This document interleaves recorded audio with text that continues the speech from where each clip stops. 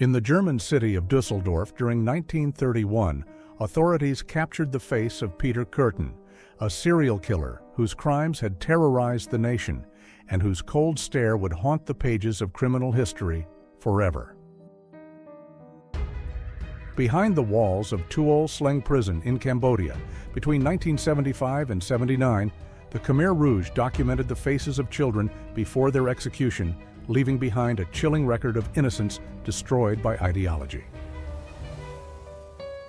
In October of 1974, Muhammad Ali stood proudly beside his parents, Odessa Clay and Cassius Clay Sr., a moment capturing the love and strength that shaped the greatest boxer the world had ever seen.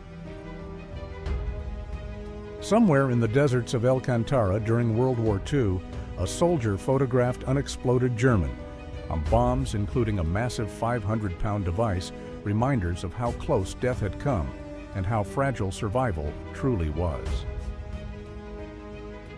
On his deathbed in 1873, Napoleon III lay still, the once powerful emperor of France, reduced to silence his ambitions and empire crumbling as the final breath of a tumultuous reign slipped quietly away.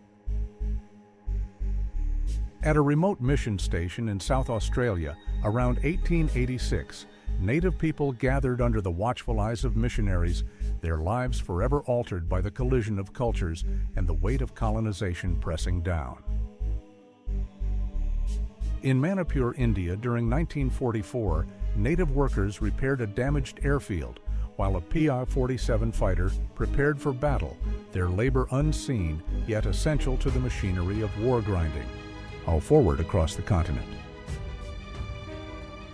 On a warm July night in 1969, Marines wandered the neon-lit streets of San Diego, California, their uniforms glowing beneath the colorful signs, seeking brief moments of peace before returning to the chaos of war. Near Gardlegen on April 16, 1945, a prisoner from Neuengamme lay dead beside a burned barn, his desperate attempt to escape the flames ending in tragedy as liberation came too late for so many souls. On September 30, 1938, Neville Chamberlain returned to Britain proclaiming peace in our time, unaware that his compromise with Nazi Germany over Czechoslovakia's Sudetenland had only delayed the inevitable storm of war. In Iran during 1960, newspapers proudly announced the birth of Reza Pahlavi, heir to the ancient peacock throne, a moment of celebration for a dynasty that would soon face revolution and the complete collapse of royal power. From the Canadian side in 1958, visitors gazed upon the thundering power of Niagara Falls, its waters crashing endlessly downward, a natural wonder that had drawn millions and would continue to inspire awe for generations. On a sunlit street in Nice, France during the 1950s, life moved peacefully through the heart of the city, the same promenade that decades later would become the site of unspeakable terror and loss. Along Nowy Świat Street in Warsaw, Poland around 1870, elegant buildings lined the avenue, their grandeur capturing a moment of prosperity before the wars and occupations that would later reduce the city to ruins and ash. In London during 1940, nurses carried babies wrapped in gas masks during a drill preparing for the possibility of chemical attack, a haunting image of innocence shielded by the terrifying realities of total war. Before the ruins of the Brandenburg Gate in Berlin during 1945, nurses tended to wounded German soldiers, their compassion enduring even as the city burned and the regime they had served finally collapsed into defeat. In Iran during the 1970s, nursing students stood together their education and ambitions, representing a time of progress and possibility before the revolution would transform the nation and restrict the freedoms they once knew. On April 21, 1967, The Oak Lawn neighborhood of Chicago, Illinois, lay in ruins after a devastating tornado ripped through homes and lives, leaving behind a landscape of shattered wood and broken dreams. Above the battlefield of Verdun in 1916, an observation balloon floated high, its crew scanning the scarred landscape below, watching for enemy movements in a war where every piece of information could mean survival or death. In 1878, Cândido da Fonseca Galvão stood proudly in his uniform, an officer of the Brazilian Imperial Army, a veteran of the Paraguayan War, and the son of freed Africans whose grandfather had been king. On April 19, 1967, in Boston, Massachusetts, an official tried to forcibly remove Catherine Switzer from the marathon, but her determination to run broke barriers and forever changed the landscape of women's athletics worldwide. Around 1910 in Trabzon, old Ottoman men gathered to smoke hookah, justifying their habit with religious texts, a scene capturing the everyday rituals and traditions of a fading empire in its final years of existence. In the Old Town marketplace of Warsaw, Poland around 1880, life bustled with activity. The colorful buildings and crowded square alive with commerce and conversation, a cherished heart of the city before war's destruction. On February 14, 1942, the Polish government in exile established the Home Army to resist both Soviet and German occupation. This photograph from Warsaw in '44 capturing of fighters who refused to surrender their homeland. On February 24, 1953, Polish communists executed General August Fieldorf by hanging a resistance hero who had fought the Germans now murdered by his own countrymen, his body hidden and never recovered despite desperate searches. In October of 1860, James Wallace Black captured one of the world's oldest surviving aerial photographs shooting Boston from a hot air balloon at 2,000 feet, offering humanity a revolutionary perspective on the city below. In 1942, Orthodox Serb women and children arrived at Daruvar concentration camp in the independent state of Croatia, their terrified faces revealing the brutal ethnic violence that tore through the Balkans during the war. On August 1, 1945, BP-38 Lightning fighters roared low over Erickson Air Station in the Aleutian Islands, Alaska, their twin engines screaming across the remote northern outpost as victory in the Pacific drew near. Around 1945, P-51 Mustangs crossed the ocean toward the Pacific Theater, their sleek forms stacked in formation, each aircraft carrying a pilot into the final battles of a war that had consumed the world. In London during 1968, P.C. Norwell Roberts became Britain's first black policeman, his courage and determination breaking through decades of discrimination to wear the uniform and serve a nation still learning the meaning of equality. In Karachi during 1973, Pakistani hippies rolled up a joint their relaxed expressions and Western-influenced styles, reflecting a brief era of cultural openness before the country shifted towards stricter religious conservatism and state control. 1/4 mile from the explosion site in Texas City, during 1947, a parking lot lay devastated by the disaster-twisted metal and shattered vehicles, bearing witness to one of America's deadliest industrial accidents.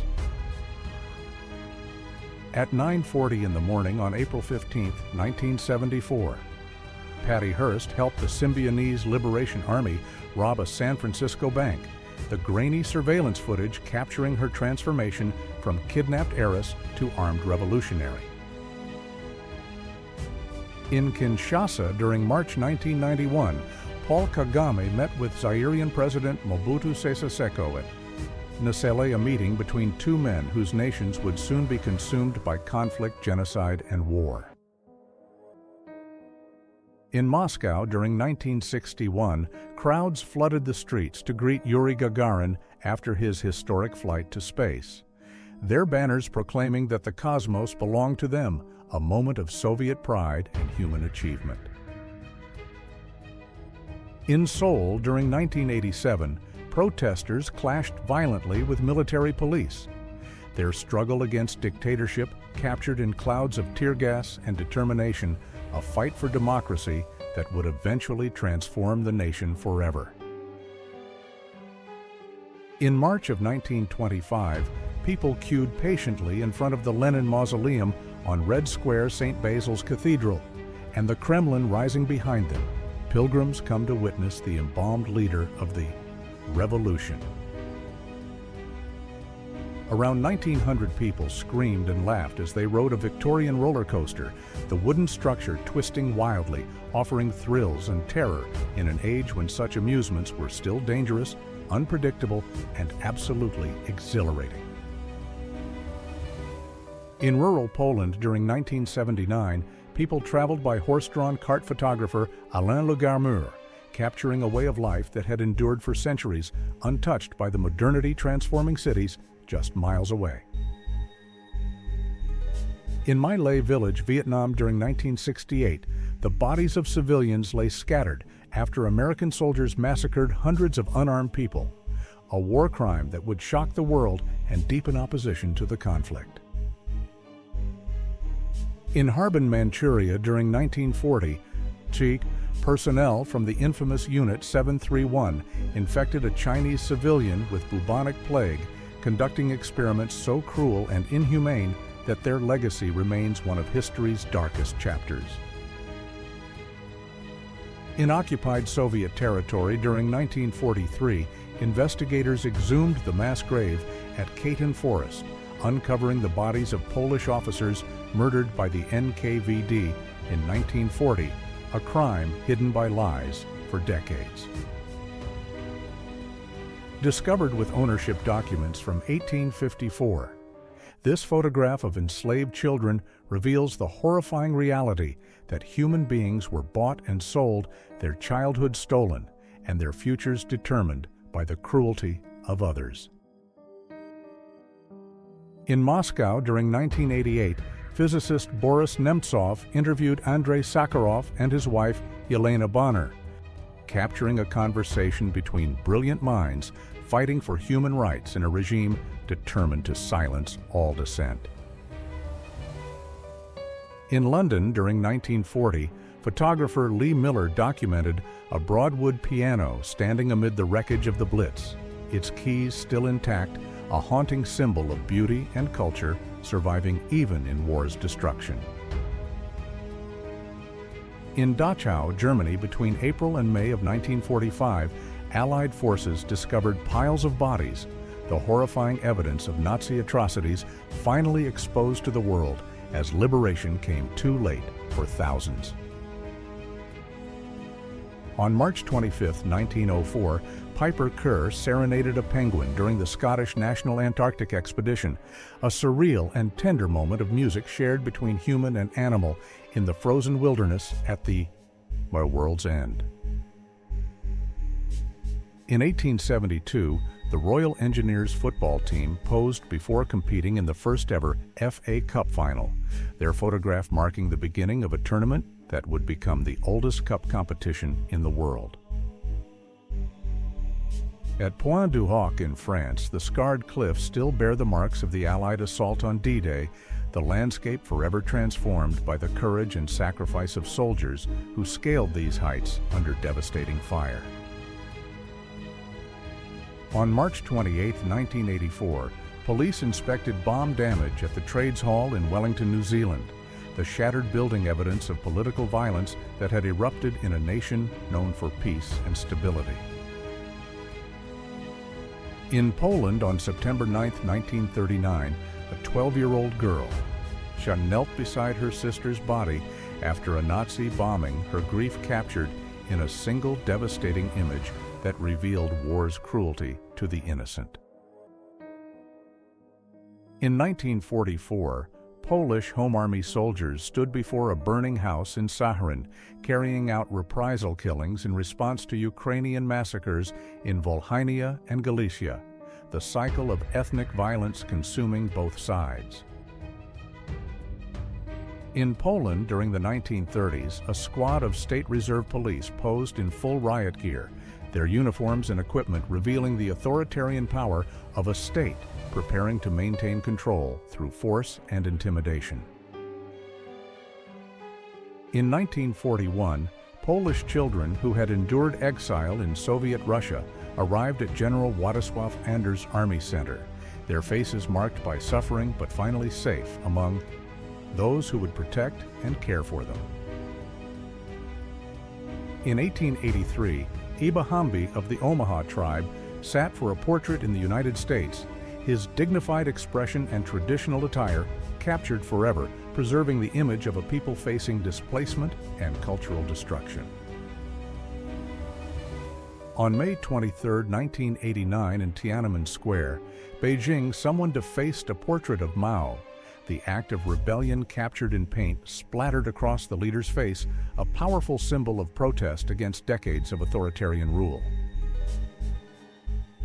In 1950, Roman Shukovich lay dead after shooting himself to avoid capture by Soviet secret police. A bullet hole visible in his temple, the commander of the UPA, responsible for ethnic cleansing of Poles.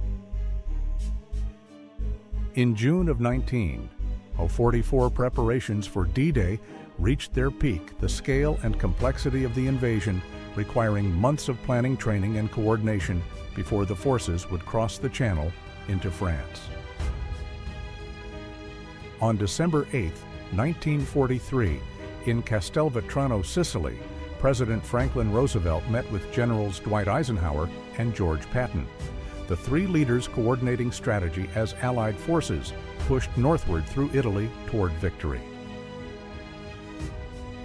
President John Kennedy met with Ghana's President Kwame Nkrumah in a moment of Cold War diplomacy. The two leaders, representing different worlds brought together by the hope of cooperation and the reality of global political tensions.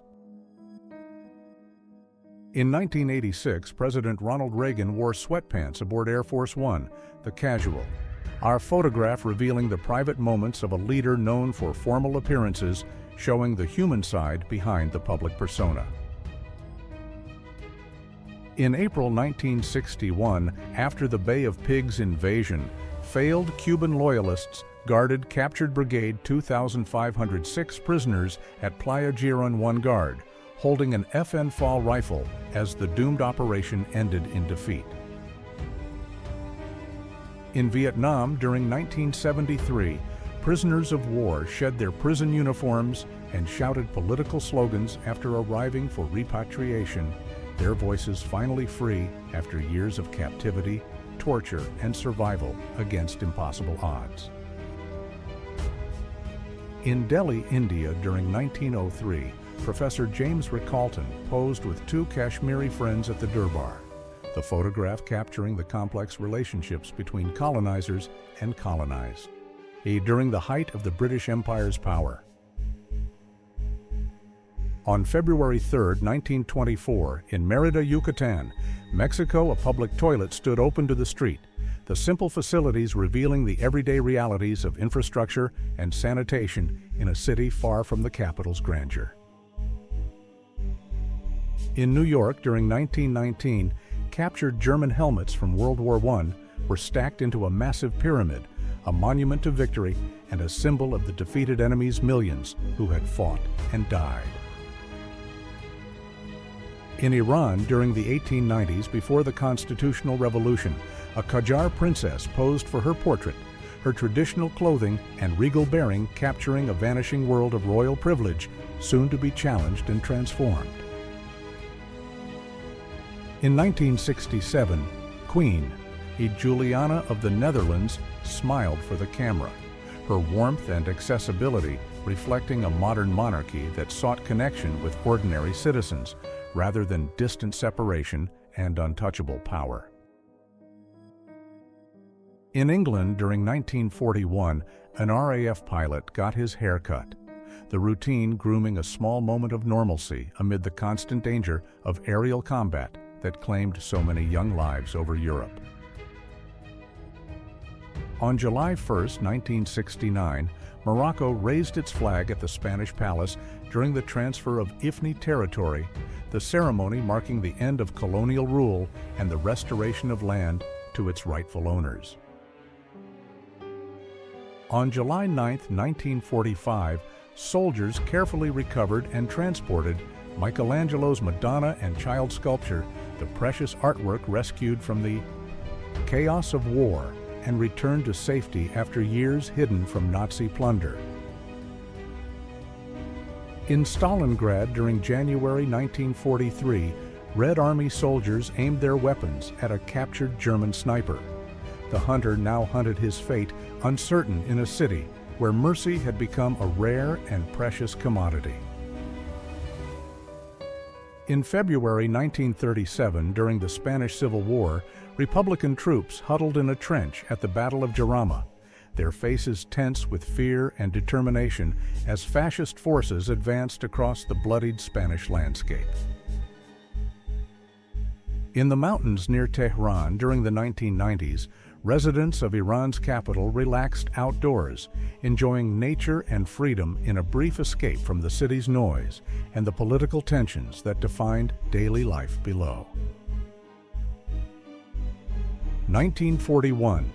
Rita Hayworth posed for a photograph that would become one of World War II's most popular pinup images, her beauty and glamour offering soldiers and sailors a reminder of home and hope. On April 17, 1974, in the United States, Robert Pirsig posed with his motorcycle, the author of Zen and the Art of Motorcycle Maintenance, embodying the philosophical journey that had captivated millions of readers worldwide. In Brighton during May 1964, rockers fled from mods during violent clashes, the rivalry between youth subcultures exploding into street battles that shocked Britain and defined a generation's search for identity and belonging. Along Normandy Beach in 1944, Rommel's asparagus wooden stakes designed to impale, a landing craft and gliders stood embedded in the sand obstacles that Allied forces would have to overcome on D-Day's bloody morning. On February 2, 1972, Ronald Reagan campaigned for Richard Nixon, the two Republicans united in their conservative vision, both sharing political consultants and ambitions that would eventually lead Reagan to the presidency. On December 7, 1950, Ronald Reagan sat still as makeup artists prepared him for an appearance on Nash Air Flight Theater, the actor's television career thriving years before politics would transform his life completely. On Royal Avenue in Belfast, Ireland, around 1900, elegant Victorian buildings lined the bustling street, the city thriving with commerce and culture. Decades before the troubles would turn it into a war zone of sectarian violence. In 1941, during the occupation of Yugoslavia, Royal Hungarian soldiers posed with a captured Chetnik flag, reading "For freedom and the honor of the fatherland," the irony lost on occupiers who had crushed another nation's independence. In 1947, photographer Otto Donath captured the demolished ruins of Hitler's Führerbunker, in Berlin, the destroyed underground complex, where the dictator had spent his final days as the Third Reich crumbled around him. In Florida during the 1870s, children attended a rural one-room schoolhouse. The simple wooden building, providing basic education to students of all ages, gathered together under the guidance of a single determined teacher. On the Eastern Front in 1917, Russian and Austro-Hungarian officers met during a ceasefire, the temporary peace allowing enemies to stand together briefly before the fighting and dying would inevitably resume across the frozen trenches.